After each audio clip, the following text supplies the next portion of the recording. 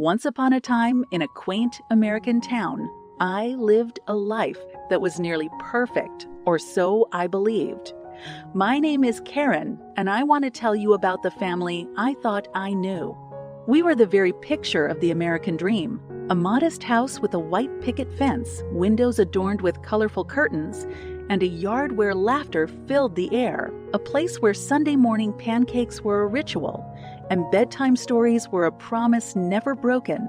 My husband Martin was the sort of man you could rely on. Steady, affectionate, with a humor that made everyday life sparkle. Our son, Tommy, was a 9-year-old bundle of joy, his laughter like music, his curiosity endless. He'd run through the house with a toy airplane, dreaming of adventures, while our dog, Buddy, would chase him, barking merrily. Then there was Agnes, Martin's mother, a constant presence, often visiting us with homemade cookies and tales of the old days. Her eyes would twinkle as she'd play with Tommy, teaching him card tricks or reading him stories of knights and dragons. Our home was a symphony of love, trust, and simple pleasures. Dinners were loud, filled with talk about our day's plans for vacations or Tommy's latest achievements at school. We'd celebrate birthdays with homemade cakes and laughter, the candles reflecting the glow in our eyes. But as the seasons changed, so did life in ways I could never have predicted. Our happiness was genuine, but it was built on a foundation that was about to crack. Life is good, isn't it, Karen? Martin said one spring evening, his voice carrying that familiar comfort.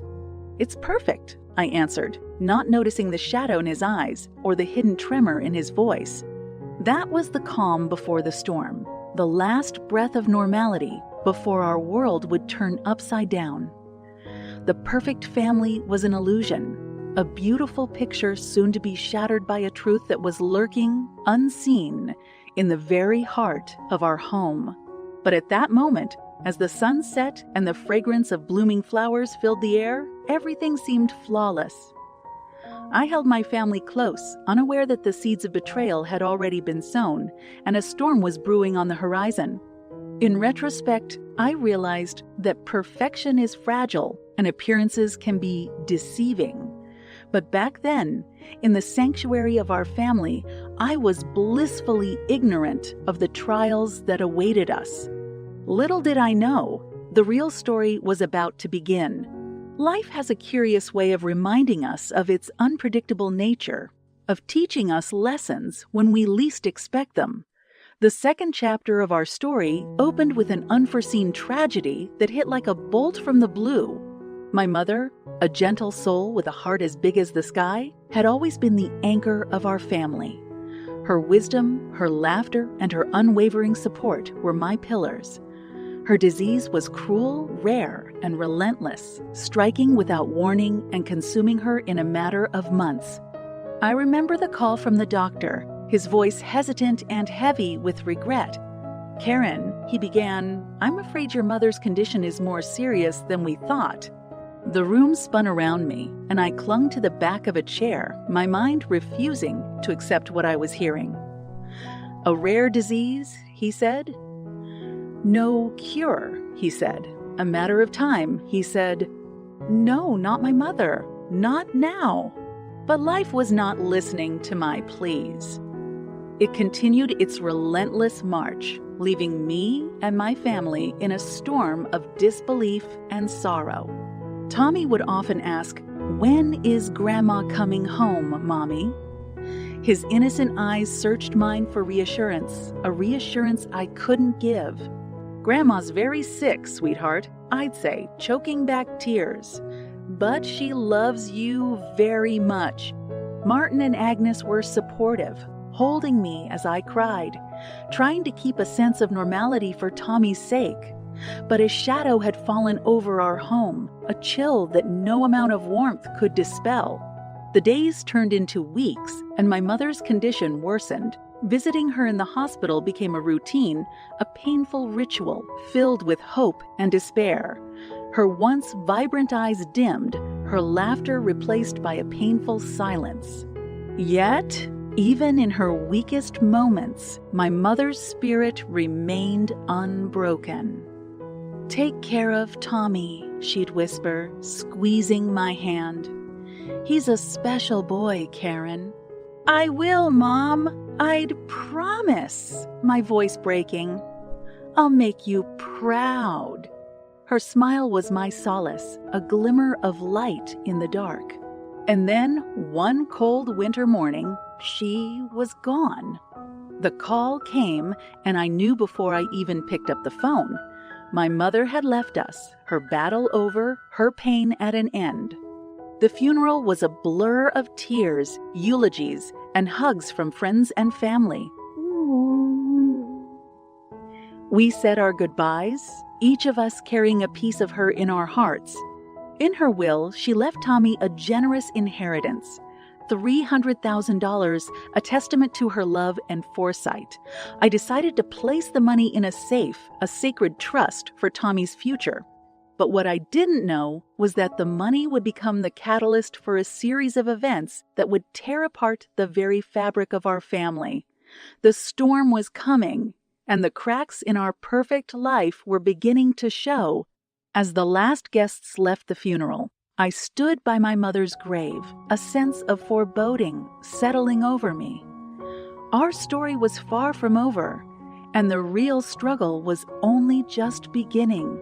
Spring arrived with a hint of renewal, but the warmth of the season couldn't thaw the chill that had settled over our family since my mother's passing. The echoes of her laughter still lingered in the corners of our home, and Tommy's questions about his grandma were a constant, painful reminder of what we'd lost. The money she left Tommy, that significant sum of $300,000, was more than just an inheritance. It was a symbol of her love, a promise for his future, and I was determined to keep it safe until he was old enough to make wise decisions. But as the weeks went by, I began to notice subtle changes in Martin and Agnes. Whispers behind closed doors, sidelong glances, a growing interest in the inheritance that I couldn't quite understand. "Karen, darling," Martin began one evening, his voice cautious. "Have you thought about what we should do with Tommy's money? Maybe investing it would be a good idea." I looked up from the dishes, surprised by the suggestion. Investing. I thought we agreed to keep it safe for Tommy. Martin's eyes flickered, and he exchanged a quick glance with Agnes. "Yes, but maybe we could make it grow, for his college or something." I felt a twinge of unease. "I don't know, Martin. That's Tommy's money. We should leave it as it is." Agnes chimed in, her voice sweet but insistent.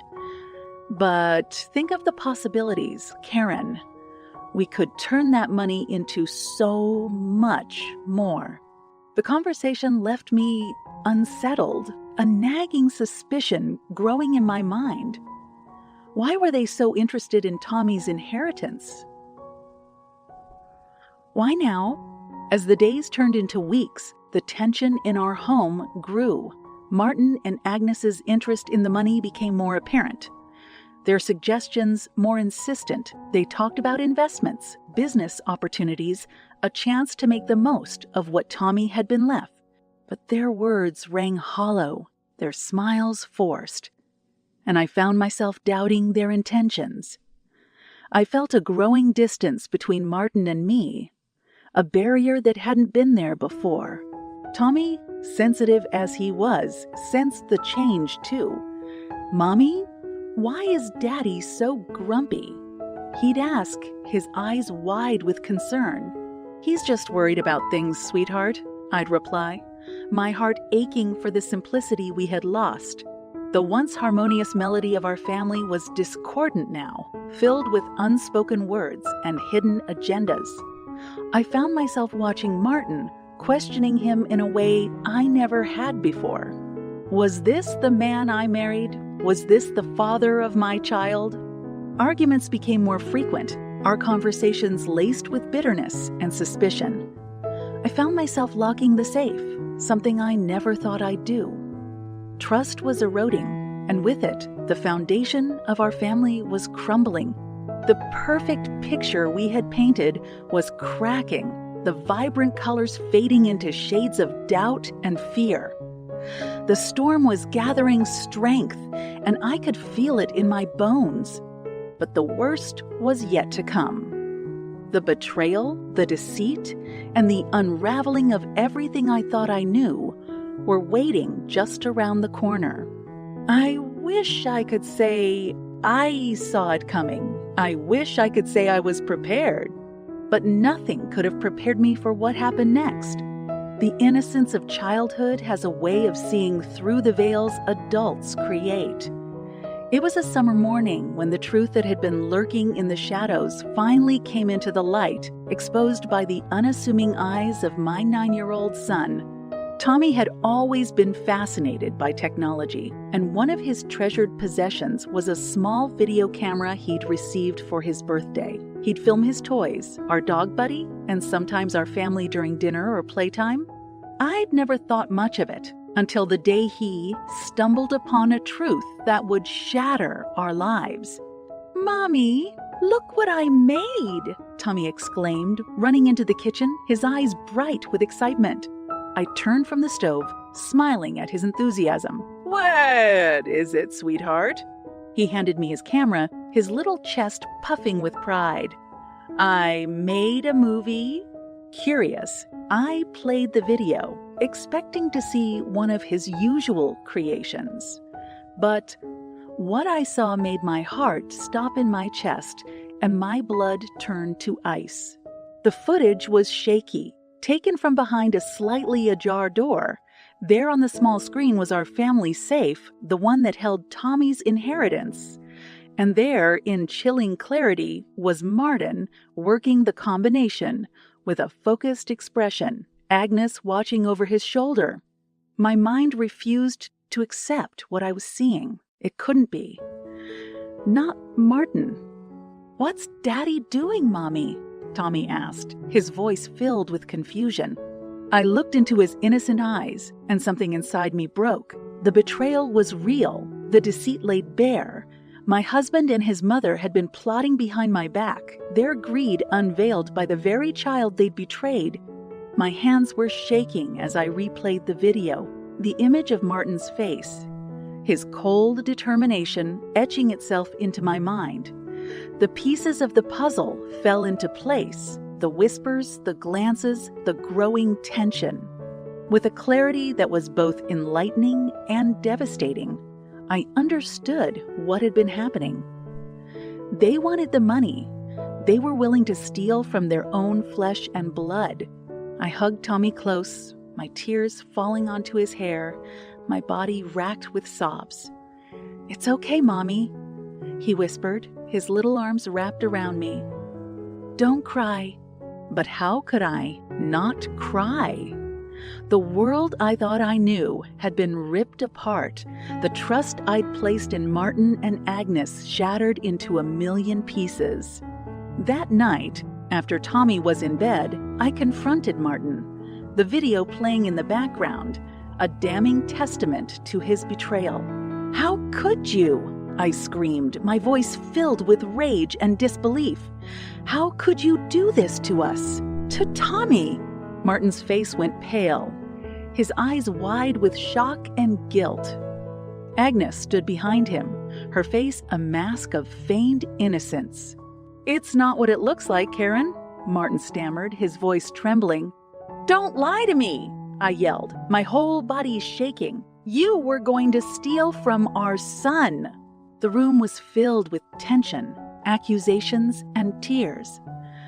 The words were a blur, the explanations hollow, the apologies meaningless.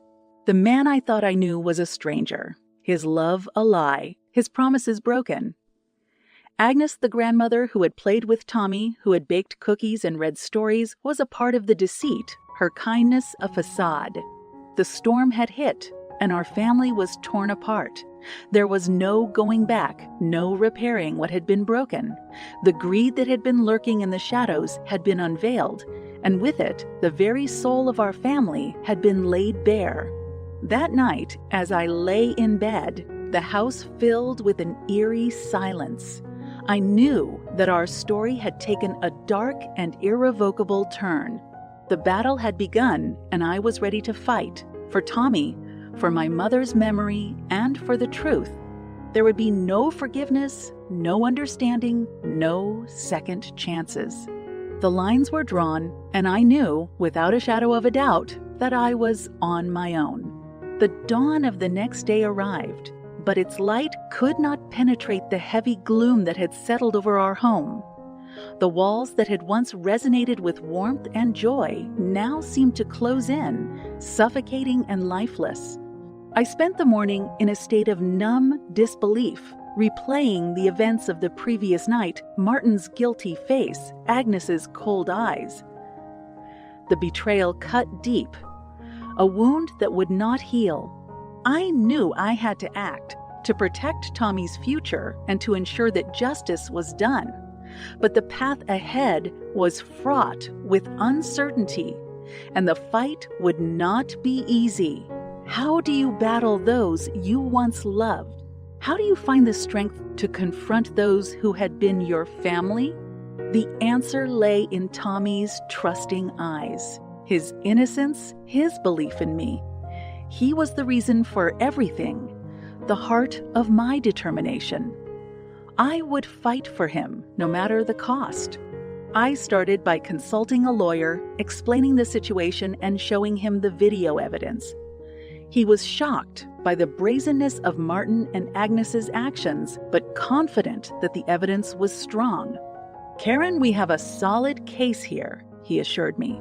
"This video is damning. But this won't be easy. Are you prepared for what's to come?" I looked him in the eyes, my resolve unwavering. I'll do whatever it takes to protect my son. Over the following weeks, the legal process unfolded, a slow and agonizing journey through a system that seemed indifferent to the pain and betrayal I felt. Papers were filed, statements taken, lawyers consulted. Martin and Agnes, their true natures exposed, were unrepentant, defiant even. They hired their own attorneys, and the battle lines were drawn. Through it all, I clung to Tommy, our bond strengthening in the face of adversity. He was my rock, my reason to keep fighting, even when the days were darkest. "Mommy, will everything be okay?" he would ask, his little face filled with worry. I would hug him close, my voice firm but gentle. "Everything will be okay, sweetheart. I promise." The court hearings loomed, a daunting prospect that filled me with both determination and dread. Friends and family rallied around us, their support a lifeline in a sea of turmoil. But the battle was taking its toll. The strain was evident in Tommy's behavior, his once carefree spirit replaced by anxiety and confusion. I found myself looking over my shoulder, mistrust and suspicion clouding my every interaction. Our home, once filled with love, was now a battleground. Each room a reminder of the deceit and greed that had torn us apart. As the court date approached, I found myself reflecting on everything that had led us to this point. The happy memories were tainted, the love I'd felt for Martin replaced by anger and disgust. I knew that the road ahead would be long and painful, that the scars would never truly heal. But I also knew that I had the strength to face it, to fight for my son's future, to reclaim our lives. There was no turning back, no room for doubt. The battle had begun, and I was ready. For Tommy, for justice, for myself. I was a mother, and I would not be defeated. The courtroom was a sterile, imposing place, filled with dark wood and solemn faces. It was a world away from the warmth of home, a stark reminder of how far we'd come. The trial began with a bang, the opening statements setting the tone for what would be a tense and grueling process. Our client, Karen, is a victim of betrayal by those closest to her. A mother who sought only to protect her son's future, now forced to fight for justice. My lawyer began, his voice filled with conviction. "Objection!" Martin's lawyer interjected. "We have yet to see concrete evidence of these so-called betrayals." The judge waved him down. "Continue." Martin was a shell of the man I'd once known. His eyes hollow, his face drawn. Agnes, for her part, seemed almost defiant, her posture rigid, her gaze unyielding. I took the stand, my voice trembling but clear. I trusted them. I loved them. And they betrayed me. They stole from my son, from his future. Martin's lawyer was relentless, probing and prodding, trying to find a crack in my armor. "Isn't it true, Mrs. Johnson, that you were aware of your husband's financial difficulties, that this entire situation could have been a misunderstanding?" "No!" I shot back, anger rising. "There's no misunderstanding in theft, in betrayal." The video was played, the images stark and unyielding. Tommy's innocence captured on film, the shocking reality laid bare for all to see. The days turned into weeks, the strain taking its toll on all of us. Tommy's anxiety grew, his nights filled with nightmares, his days shadowed by fear. "Will Daddy go to jail, Mommy?" he asked one night, his voice small and scared. I hugged him close, my heart breaking. "I know, sweetheart, but I'm here for you, always." The trial seemed to drag on forever. Each day a battle, each testimony a skirmish. The lawyers clashed, the judge presided, and we all waited, the future hanging in the balance. Finally, after what seemed like an eternity, the closing arguments were made, the case presented to the jury. "Ladies and gentlemen of the jury, we have seen the evidence.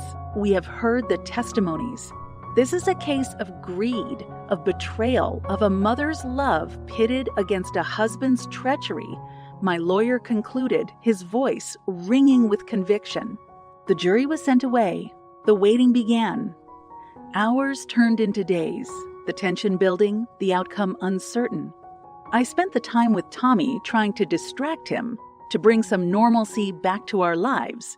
But the shadow of the trial loomed large, its verdict a sword hanging over our heads. Finally, the call came. The verdict was in. I sat in the courtroom, my hands clenched, my breath shallow. The jury filed in, their faces inscrutable, their decision sealed. The judge turned to them, his voice solemn. "Has the jury reached a verdict?" "We have, Your Honor." The room was silent, the air thick with anticipation. The moment had come, the truth about to be revealed. The judge turned to the jury foreperson. "What say you?" "We find the defendants, Martin Johnson and Agnes Johnson, guilty as charged." The words echoed in the room, a shockwave of realization, relief, and vindication. Justice had been served. The battle was won. The verdict marked the end of a chapter, but the beginning of a new journey. The justice system had done its part. The responsibility now lay with me to rebuild our lives. Tommy's relief was palpable, his smile returning, his spirit brightening. But the shadows of the past lingered, the scars a reminder of the battle we'd fought. The days following the trial were filled with legal formalities, the compensation to be arranged, the divorce proceedings to be initiated. Martin's 1-year jail sentence was a hollow victory, the punishment seeming inadequate for the betrayal. Agnes, too, seemed untouched, her wealth protecting her, her arrogance undiminished. But I was not deterred. The fight had changed me, hardened me. I was no longer the naive wife, the trusting daughter-in-law. I was a warrior, a mother, a survivor. The divorce was a formality, the papers signed with a sense of finality. the marriage a distant memory. The compensation, however, proved to be a battle. Agnes's lawyers fighting tooth and nail, dragging the process out, turning it into a war of attrition. But I was prepared, my resolve unshaken. I had fought for justice. I would fight for what was rightfully Tommy's. The months dragged on, the legal battle a constant reminder of the treachery, the greed, the pain. But through it all, Tommy and I grew closer, our bond strengthening, our love deepening. We found joy in simple things, laughter in unexpected places, hope in each other. Friends and family rallied around us, their support a lifeline, their love a balm. Slowly, we began to heal, to move forward, to rebuild. The house, once a battleground, became a sanctuary, a place of love and warmth.